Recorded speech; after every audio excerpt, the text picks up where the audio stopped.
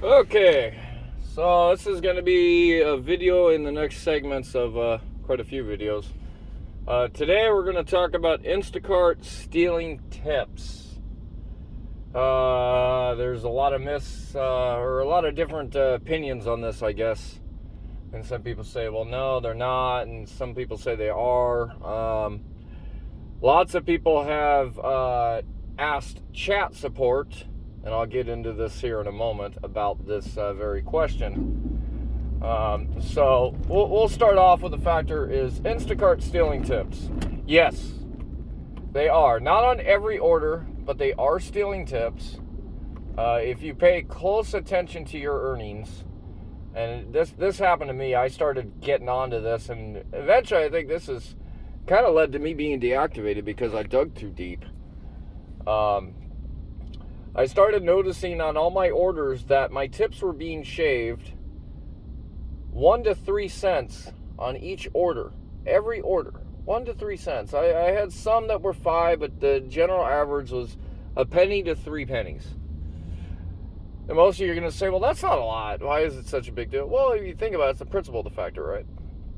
You know, a company that says, we do not steal your tips, you get 100% of them, but all of a sudden you start seeing tip skimming going on, and that's what that is. It's tip skimming.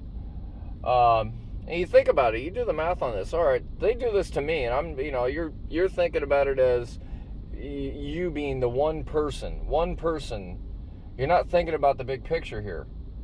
And what I think about, is that, okay, if they do it to me, and let's say they do it to every shopper, right? Because Instacart has hundreds of thousands of shoppers across the board.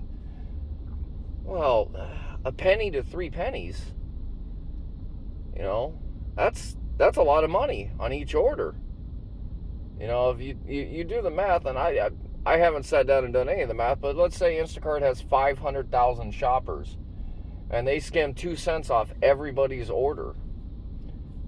That's, a million pennies. Well, what does that translate to in a dollar amount, right?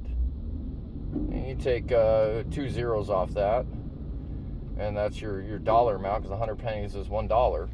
So a million, cut that down by 2 zeros, is, $10,000. Well, that's a lot of money.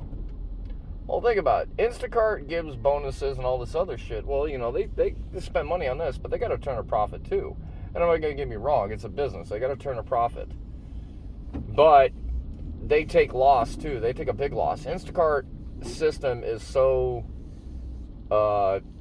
asinine that they allow themselves to get screwed for losses all the time. They allow customers to falsely claim stuff.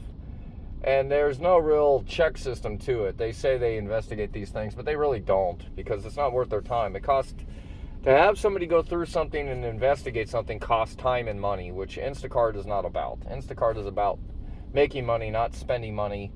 They really don't have an employee force to do this, since they subcontract all their shoppers and they leave most everything up to their computerized algorithm.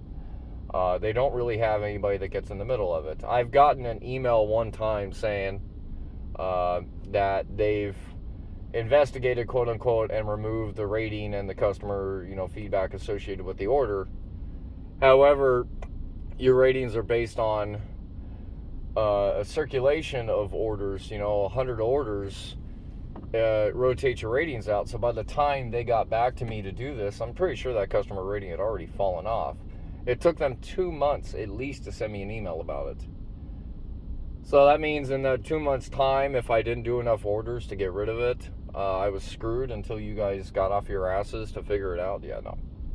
It's bullshit. It's just something they send back to me. And the funny part was, I got that email after I got deactivated. So it's like, it's pointless to even send me the email when I'm not even a shopper for you guys anymore. But the tip skimming thing, yeah, they are. They're stealing your tips off each one. They're trying to keep it low enough that you don't notice. And I noticed. And I started screenshotting the orders. And I contacted support, and I asked flat out. I said, hey, is Instacart stealing my tips? What's going on with this order, and why, did the dollar amount change? And I got a scripted response because support's technically not allowed to talk about the subject. Instacart wants it to be so hush-hush, they don't want anybody to know, and it's a taboo subject to talk about. So I got the scripted response. You will always receive 100% of your tips. Instacart does not do anything, blah, blah, blah, blah, blah. It's a bullshit response because it's just what they're trained to click on. It's a drop and drag or, a copy and paste fucking deal. But apparently asking this question to support is taboo on the shopper end too. Because what happened is, as soon as one support agent I asked, as soon as it connected me to it, I straight up said, "Is Instacart stealing my tips?" As soon as I asked that question, the chat ended. I got no response. The chat ended, and I immediately got logged out of my account. I had to actually try to log in 4 times before I finally was able to log back in.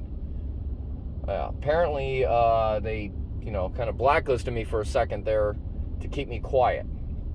And then the next support agent I asked this question to, I got that response, and as soon as I uploaded screenshots of what I had proof of, same thing again. I got logged out, kicked out of the chat, just completely logged out of the account. So I was like, okay, Instacart's stealing my tips. It's the confirmation right there. Because if you think about it, if you asked that question, you showed something, and all of a sudden their reaction was to log you out and do all this stuff, it's them trying to shut you up. And I wouldn't be quiet about it. I'd post as much as you can. We're in a day and age of social media as a presence. Social media is king about a company. Instacart has a lot of issues, has a lot of problems with their company, runs it like garbage, treats their shoppers like garbage, and they do dirty things, and unfortunately it's a corporation, so what are you going to do? On the end of the day, you're one cog, and the shopper is expendable, and the thing about that is, I think this is why I got deactivated, because I started asking these questions.